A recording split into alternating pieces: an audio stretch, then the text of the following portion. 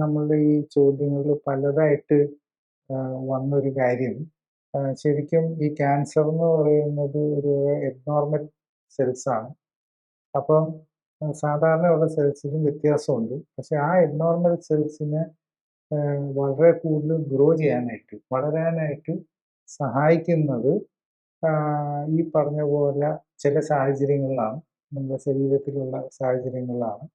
അപ്പോൾ ആ സാഹചര്യങ്ങൾ ഉണ്ടെങ്കിൽ മാത്രമാണ് ഇതങ്ങ് വളരുകയുള്ളൂ. അല്ലെങ്കിൽ വളരെ കുറച്ചായിട്ട് ഇരിക്കുകയാണെങ്കിൽ നമ്മുടെ ഇമ്മ്യൂണിറ്റി അതിനെ കൺട്രോൾ ചെയ്യും, അതിനെ ഡിസ്ട്രോയ് ചെയ്യും എന്നൊക്കെയാണ് ഇപ്പം മനസ്സിലായത്.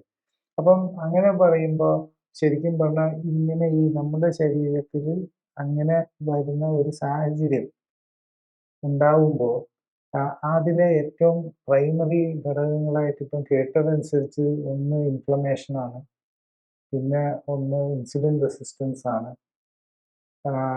പിന്നെ അതുപോലെ തന്നെ ഇങ്ങനെ വണ്ണം, ഫാറ്റ് സെൽസിൻ്റെ കൂടുതലുള്ളതാണ്. അങ്ങനെയൊക്കെ പറയുമ്പോൾ ശരിക്കും പറഞ്ഞാൽ ഒരാൾക്ക് സിമ്പിളായിട്ട് മനസ്സിലാക്കാൻ ക്യാൻസറിൻ്റെ ഒരു തുടക്കം ഒരു രീതിയിൽ വന്നാൽ അത് വളരെ കൂടുതൽ ഡെവലപ്പ് ചെയ്യാനായിട്ട് നമ്മുടെ ഇമ്മ്യൂൺ സിസ്റ്റത്തിനെ മറികടക്കാനായിട്ടും സാധ്യത വരുന്നത് ആ ശരീരത്തിൽ എന്തൊക്കെ സാഹചര്യങ്ങളുള്ളപ്പോഴാണ്. ഡയബറ്റിക് പേഷ്യൻ്റ്, ഓവർ വെയ്റ്റ് ഉള്ളവർ. അപ്പോൾ ഓവർ വെയ്റ്റ് ഉള്ളപ്പോൾ അവരുടെ ബോഡിയിൽ ഫാറ്റ് കൂടുതലായിരിക്കും. ഈ ഫാറ്റാണ് ഇൻഫ്ലമേഷനെ ഡിസൈഡ് ചെയ്യുന്നത്. ആക്ച്വലി നമ്മുടെ ഇമ്മ്യൂണിറ്റി തന്നെ ഡിസൈഡ് ചെയ്യുന്നത് ഫാറ്റാണ്. പിന്നെ ഈ ഫാറ്റിൻ്റെ കോമ്പോസിഷൻ, നമ്മൾ ഈ omega-6 ഫാറ്റ്, നമ്മൾ ഈ കഴിക്കുന്ന നട്ട്സ്, കശുവണ്ടി, കപ്പലണ്ടി, ബദാം, പിസ്റ്റ, ഇതിലെല്ലാം omega-6 വെരി ഹൈ ആണ്.